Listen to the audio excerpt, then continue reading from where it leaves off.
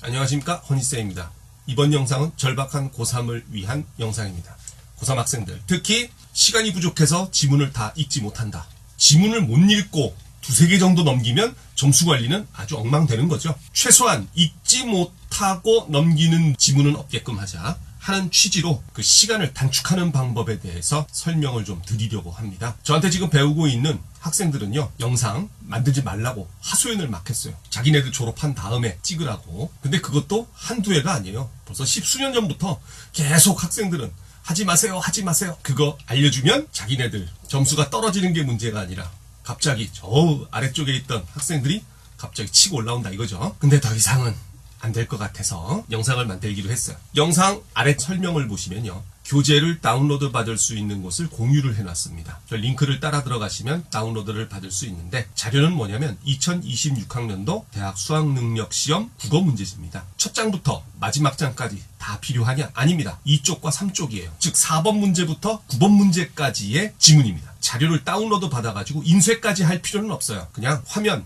옆에다가 띄워놓고 방식만 배우면 되는 거니까 간단합니다. 복잡하지 않습니다. 쭉 한번 들어보시고, 아, 저 방법으로 하면 나도 가능성이 있겠구나 싶으면 연습을 하셔가지고서 자기 것으로 만드시면 되는 겁니다. 그러면 다운로드 받으신 자료를 옆에다 펼쳐주시고요. 제일 처음에 목표는 뭐냐? 시간을 단축하는 건 궁극적인 목표고, 그러기 위해서 구체적인 목표를 잡아놓고 시작을 하자 이거죠. 그게 뭔데? 그게 이겁니다. 자, 얼른 적어봤어요. 보시다시피 우리의 목표는 이겁니다.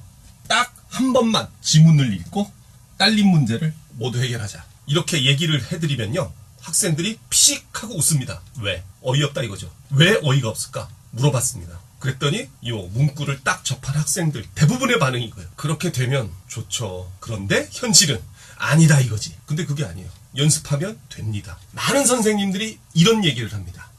얘들아, 지문부터 읽지 말고 문제부터 봐라. 그런데 문제의 뭘 보나요? 라고 물어보면 더 이상 자세한 설명을 붙여주시는 분들이 안 계세요. 그냥 문제부터 먼저 살피고 거기에 맞춰서 지문을 읽어라 정도까지는 얘기가 됩니다. 그런데 그 뒤에 얘기를 안 해요. 그걸 왜 안 알려줄까요? 그거 알려주면요, 다음 달부터 수강을 안 해요. 그걸 알려주면 다 배웠다 해가지고 다음 달부터 안 온단 말이에요. 수입에 즉각적으로 영향을 미치니까 안 가르쳐주는 것 같아. 선생님 생각입니다. 저는 이제 모든 걸 다 열어놓고 여러분들한테 공개합니다. 목표 딱 한 번만 읽고 딸린 문제를 모두 푼다 라고 하는 것, 저도 그렇게 얘기를 해줍니다. 일단 먼저 뭐부터 해라? 지문부터 보는 것이 아니라 문제부터 먼저 봐라. 문제부터 보는 건 좋은데 문제 뭘 보느냐 하는 거죠. 문제 유형을 확인하라는 얘기예요. 문제 유형을 확인하라. 문제 유형 굳이 확인을 해야 됩니까? 자, 이런 거 한번 생각해 봅시다. 여러분들 어렸을 때 숨은 그림 찾기 해본 적이 있으실 거예요. 그렇죠? 근데 그 숨은 그림 찾기 하실 때 말입니다, 일단 무턱대고 그림부터 먼저 봅니까? 아니면 내가 그림 속에서 찾아야 할 대상들이 무엇인지 그 리스트부터 확인합니까? 후자죠.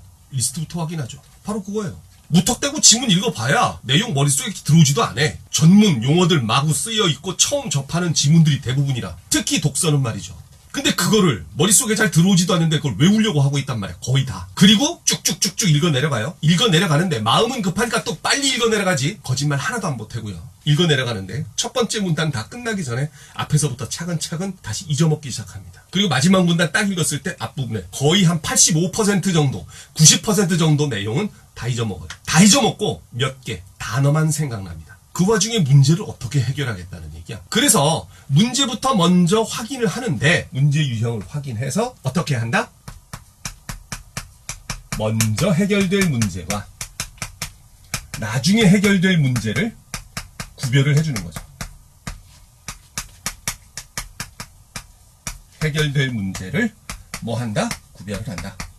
자, 교재를 펼쳐놓고 보세요. 그 교재 구성이 이렇게 돼 있습니다. 자, 요런 방식으로 구성이 되어 있거든요. 얼른 보면 제시문이 있고요. 무지 길죠. 4번 문제, 가글과 나글의 전개 방식을 묻는 문제고요. 5번 문제, 가를 통해서 볼 때 알 수 있는 내용, 없는 내용, 요걸 찾는 거고요. 6번 문제는 기억의 이유. 근데 그 기억이 뭐냐면 가와 나를 바탕으로 할 때 기억의 이유야. 글 전체를 다 보란 얘기죠. 여기에 글이 두 개가 있어요. 가글과 나글. 그 다음 7번은 연대보증인이라고 하는 네모친 억구의 문제인데 요게 이제 두 번째 글 나글에 있단 말이야. 그 다음 8번 문제는 보기상자 문제고 9번 문제는 어휘 문제예요. 요 얘기, 즉 먼저 해결될 문제와 나중에 해결될 문제를 구별하라는 얘기는 뭐냐면 읽기 과정에 따라서 문제 중에는 먼저 해결될 문제가 있고 나중에 해결될 문제가 있다는 얘기예요. 여기 4번서부터 9번까지 제일 먼저 해결될 문제는 어떤 문제일까요? 많은 학생들은요 이렇게 문제 풀기 시작합니다. 지문부터 읽어대는 학생들은 쭉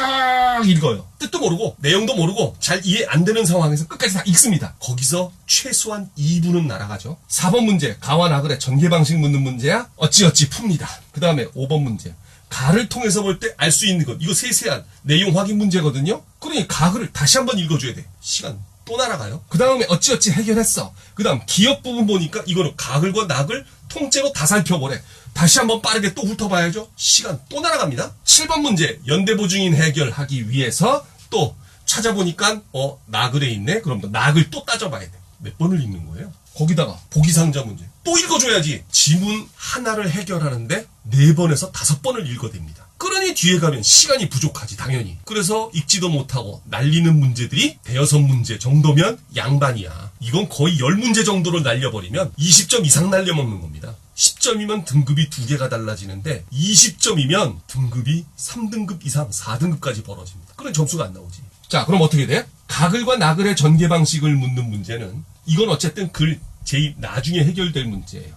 요건 미뤄두는 겁니다. 대신 요건 가글과 관련된 거니까 가글까지만 읽으면 되는 거거든. 그러니까 쭉 읽어 내려오면서 해결이 된단 말이야. 전체적으로 봤을 때 제일 먼저 해결될 문제는 어떤 거야? 어휘 문제죠. 이 어휘 문제는요 해당 문장만 찾아 읽으면 답이 나오거든. 이게 제일 먼저 해결될 문제예요. 그 다음에 위에서부터 쫙 읽어 내려오는 거야. 읽어 내려오다 보면 기억이 어딘가에 있겠죠? 그럼 요 기억 주변머리 찾아봐가지고 요 문제 해결하고 2번. 그리고 나니까 이제 각을 다 읽었네. 각을 다 읽었으면 요 가와 관련된 내용 전개 방식 선택지 5개 중에서 가 나를 다 따지지 말고 가만 따져가지고 먼저 옳은 것 옳지 않은 것 제낄 건 제껴야지. 그 다음 5번 문제 보니까 요거 된다. 그래서 요게 2.5번 요게 3번 요런 식으로 되는 거야. 요건 각을만 읽으면 어쨌든 해결이 되니까. 그 다음에 요거는 7번은 나글에 관련 내용이란 말이야. 그러니까 나글 읽으면서 요거 해결하고 다 읽었잖아요? 그럼 다 읽었으면 요거 잡고 요거 잡고 그럼 다 끝났네? 딱 한 번만 읽고 끝난단 말이죠. 선생님의 원리는 뭐냐면 낭비되는 시간을 줄이자. 쓸데없이 지문 많이 읽지 말고 읽기 과정에 따라서 먼저 해결될 문제와 나중에 해결될 문제 순서만 제대로 잡으면 이 순서 잡는 게 요건 좀 연습이 필요합니다. 처음부터 되는 거 아니에요. 평소에 시간이 많을 때 찬찬히 따져봐가지고 아 이거 읽기 과정이 이렇게 되니까 제일 먼저 이게 먼저 해결이 되겠구나. 그 다음엔 또 요게 해결이 되겠구나. 이제 그 패턴들을 갖다가 자기가 익혀야 된단 말이야. 방식만 알려준다고 바로바로 성적 나와버리면 대한민국에서 만점 못 받을 사람 없게요. 모든 기술이 다 마찬가지잖아. 스포츠를 하든 악기 연주를 하든 노래를 하든 코치님이 기술을 가르쳐주면 그게 바로 반영이 돼요? 아니지.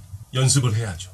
그것도 피나는 연습을 해야지. 가수들 경우에는 진짜 목에서 피도 터져 나와요. 수능 공부하면서 피까지 터질 건 없고 열심히 하면 코피는 터지겠다. 그래서 이게 우리가 해결해 나가야 할 문제 중에는 읽기 과정에 따라서 천천히 읽어 나가다가 먼저 해결될 문제가 있고 나중에 해결될 문제가 있다. 그 문제 유형부터 먼저 확인하고 거기 순서에 맞춰서 문제를 해결해 나가면 된다. 수능 문제는요 펼쳐놓고 보는 거거든. 그럴 때 편집 자체가 왼쪽에는 지문 오른쪽에 문제 있습니다. 왔다 갔다 하면서 풀어야 돼요. 그것만 잘해주시면 시간 상당히 단축이 됩니다. 선생님이 요 수업을 딱 하잖아요. 적응력 빠른 학생들은요 바로 다음 시간부터 성적에 반영이 되기 시작해요. 그래서 학교 다닐 때 3등급 이상 올라와 본 적이 없는 학생들, 재수를 하겠다고 마음먹은 학생들 첫 수업 때 요걸 딱 가르쳐 주잖아요. 두 번째 수업부터 바로 1등급으로 치고 올라오는 학생들이 최소 10%에서 15% 정도는 돼요.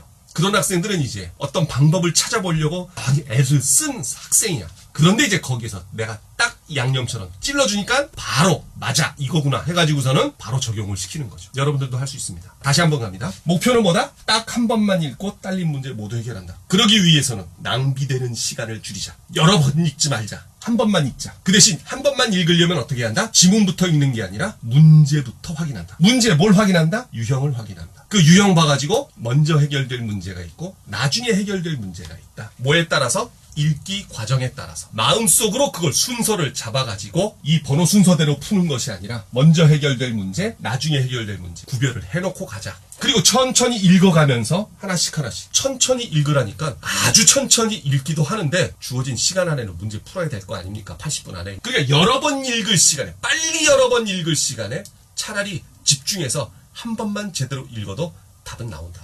그 다음에 여러분들이 갖춰야 할 건 뭐야? 연습하고 그 다음에 독서 능력 자체는 차근차근 별도로 갖춰 나가야 됩니다.